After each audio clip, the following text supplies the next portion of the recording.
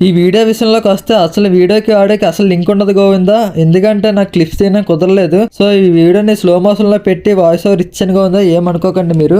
మళ్ళీ మాకు ఆ స్వామిని చూడాలనిపించింది గోవిందా, మళ్ళీ దర్శనం చేసుకుని అనిపించింది మాకు. ఇంకా ఫ్రీ దర్శనంకి వెళ్దాం అనుకున్నాం. ఇంకా ఫ్రీ బస్ ఎక్కి వెళ్తున్నాం గోవిందా అక్కడికి. ఇంకా శుభం రోడ్ దగ్గర దించారు గోవిందా. ఇంకా మేము ఫ్రీ దర్శనం లైన్లోకి వెళ్తున్నాం గోవిందా. ఇంకా గుడి కనిపించడానికి దర్శనం వేగ అయిపోతుంది అనుకున్నాను గోవిందా, కానీ అలా అవ్వలేదు. ఇంకా సేకర పడిపోయింది గోవిందా. ఇంకా జనం చూడండి గోవిందా ఎంతమంది ఉన్నారు. అసలు కూర్చోడం కూడా అవ్వలేదు గోవిందా. ఇంకా చలి అయితే చాలా ఎక్కువ గోవిందా అక్కడ. ఆ చలిలో చాలా ఇబ్బంది పడిపోయింది గోవిందా అందరం. ఇంకా సేపట్లో టీడీటీ వాళ్ళకి నా ఫోన్ హ్యాండ్ ఓవర్ చేస్తాం గోవిందా. దర్శనం అయిపోయాక మళ్ళీ వీడియోలో కలుద్దాం గోవిందా. అంతే గోవిందా, ఇలా ముగిసింది.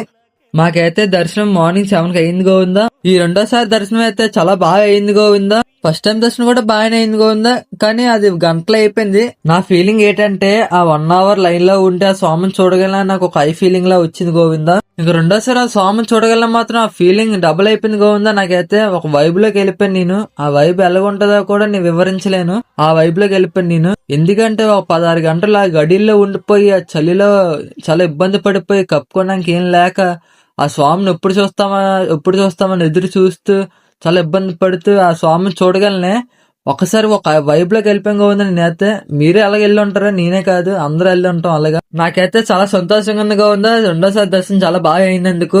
దర్శనం అయ్యి బయటకు వచ్చాక రాజద్వారం ఎదురుగా ఫ్లవర్స్ తోనే ఫ్రూట్స్ తోనే ఆ స్వామివారిని అలంకరించారు గోవిందా. చాలా బాగా చేశారు గోవిందా. లోపల మాత్రం చూడగలనే చాలా ఆనందం వేసింది. ఇంకా స్వామివారిని కూడా చాలా బాగా తయారు చేశారు గోవిందా. పూలతో చాలా బాగున్నారు స్వామివారు. పక్కన అలివేరు మంగమ్మ కూడా బాగా తయారు చేశారు గోవిందా. ఇద్దరిని బాగా అలంకరించారు. ఇంకలా చూసేసరికి మనసుకి ఏదో తెలియని అనుభూతి కలిగింది గోవిందా. ఇంకెక్కడ కూడా స్వామిని చూసి బయటకు వచ్చాక రూమ్ కి వెళ్ళిపోయాం గోవిందా. రూమ్ కి వెళ్ళిపోయి కొంచెంసేపు ఉండి రూమ్ ఖాళీ చేసాం గోవిందా. ఇక మా గురుస్వామాలు కొండ దిగేశారు. ఇక మేము కొండపైన ఉంటామని ఫిక్స్ అయ్యాం గోవిందా. మాకు రేపు రాత్రికి ట్రైన్ బుక్ అయ్యింది. ఇంక ఈ రోజంతా రాత్రి రాజగోపురం ఎదురు కూర్చొని గడుపుదాం అనుకున్నాను గోవిందా. అలా అనుకున్నాను కానీ అలా అవ్వలేదు గోవిందా. ఎందుకంటే నాకు ఎవరైతే దాని సాయం చేశారో వాళ్ళందరికీ లడ్డూలు తెస్తున్నా అనుకున్నాను గోవిందా. ఇంకెవరెవరు ఇచ్చారని ఫోన్ పే హిస్టరీ చూసాను గోవిందా. అప్పుడు మా ఫ్రెండ్ నేను పాదయాత్ర స్టార్టింగ్ లో ఉన్నప్పుడు నాకు 111 రూపాయలు కొట్టాడు గోవిందా ఉండిలేయమని. ఆ డబ్బులు వేయడం మర్చిపోయాను గోవిందా. ఇంకా ఆ క్షణం నుంచి అలాగే ఈ డబ్బులు ఎలాగ వేయాలని ఉండిలోని ఆలోచనలు వచ్చాయి గోవిందా. నాకు ఇప్పుడు వరకు అందరూ క్యాష్ ఇచ్చారు గోవిందా ఉండిలేయమని, కానీ ఫోన్ పే చూసుకోలేదు గోవిందా.